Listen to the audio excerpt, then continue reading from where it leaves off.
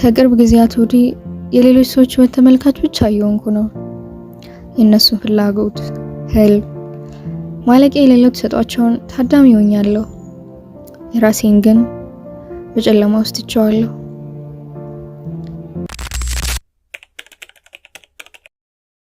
በቀን በአማካኝ ከ8 ሰዓት ያላነሰ ስክሪን ታይም አለኝ።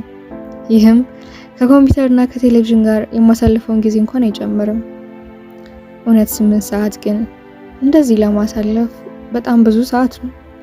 በተለይ ደግሞ ትርጉም ለሌለው ነገር በጥቂት ደቂቃዎች ለሚረሳ፣ አንዳንዴም እውነት እንኳን ላልሆነ ነገር። የምትመለከችው ነገር አንቺነትሽን ያንጸባርቃል ይላሉ። እንግዲያውስ እኔን ማን አድርጎኝ ይሆን? ከሁሉም በላይ ግን ይሄ ሁሉ ባይኖርስ? እውነት እኔ ማን ነኝ?